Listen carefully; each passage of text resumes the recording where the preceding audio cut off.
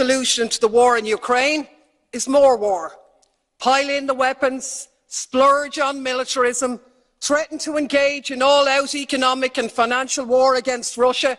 So the same things you were doing already and expecting a different result. The true definition of madness. How is not selling Kerrygold butter to Russia going to save any Ukrainian lives? How is buying filthy fracked US gas going to stop the war?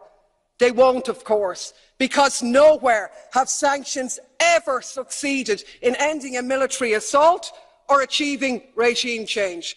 But what they have done is unleash economic devastation, this time round which will be paid for by the people of Russia, including those out protesting against the war, and increasingly being paid for by the citizens of Europe, facing massive energy price hikes, inflation and a catastrophic decline in their living standards. Talk about shooting ourselves in the foot. And of course this moral outrage at Russia's illegal war, which has sparked this lunacy, is in sharp contrast to the lack of any such scruples in terms of the illegal US wars in Iraq or Afghanistan, which we not only didn't condemn, but we actually joined in and continue to do business with them all the way. No such scruples about Saudi Arabia's genocide in Yemen.